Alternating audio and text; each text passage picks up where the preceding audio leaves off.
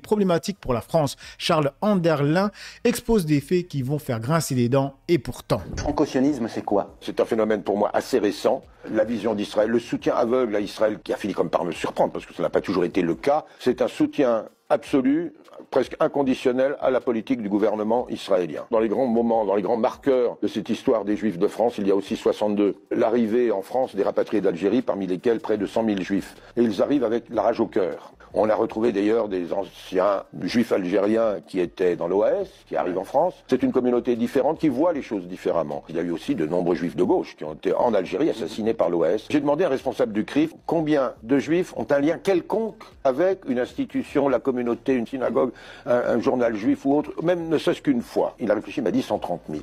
Tous les autres sont intégrés, participent à la vie de la République, avec des engagements. Au Sénat, au Parlement, au gouvernement, etc. Le franco-sionisme, c'est pour moi un problème fondamental parce que c'est aussi soutenir un gouvernement qui adopte des attitudes de moins en moins démocratiques. Ça devient un véritable problème. Donc, l'attitude de ce franco-sionisme par rapport à Israël, pour moi, pose de plus en plus de problèmes fondamentaux. Puis aujourd'hui, on a d'autres personnages qui apparaissent. Ces Juifs arrivent en France, donc ils découvrent une communauté juive française, souvent ashkénaze, qui, elle, est gaulliste.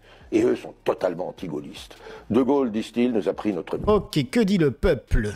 Moi, je dis merci Charles. Juste, un gouvernement de moins en moins démocratique? Non. Il ne l'a jamais été. Avant même la déclaration de 1948, il massacrait déjà les Palestiniens, même les Anglais encore sur le territoire, asseyant rapidement leur domination terroriste. On comprend mieux.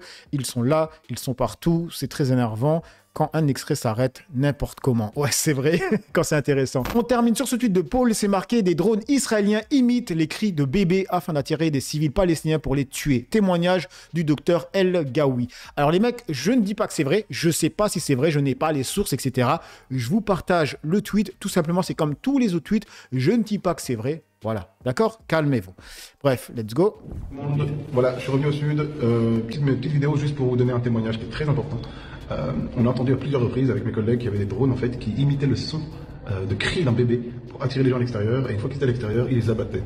Alors, je n'y croyais pas au début, mais je l'ai entendu à plusieurs reprises et mes collègues me disent moi aussi j'ai entendu, et en fait Ahmed, quand je lui ai expliqué ça, il me dit mais bien sûr, et lui, il va nous expliquer comment ça marche. Ahmed, explain us how it works. So the drone is coming and suddenly you hear a sound of baby. The baby is crying and you go outside, suddenly there is no baby, just the drone, and the drone shot you, unfortunately. Yes. And you hear it? You hear this? A lot of times. A lot of times? Yes.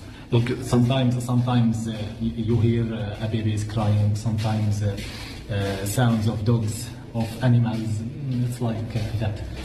Donc en fait, c'est de la perversion ultime. En fait, on va utiliser le cri d'un bébé, on te fait sortir de chez toi et on te bute. Voilà.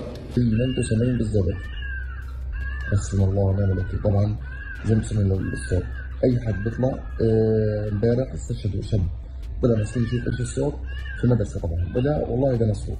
Donc voilà les mecs pour cette vidéo zapping, sinon je répète à nouveau, je n'affirme pas que cette information est vraie, je vous la partage comme tous les autres tweets, sinon ce que je peux affirmer c'est que j'ai vu des séquences de personnes qui marchaient dans Gaza et qui se faisaient abattre. Ils n'avaient pas d'armes, rien du tout, ils marchaient tout simplement, d'accord? Ok.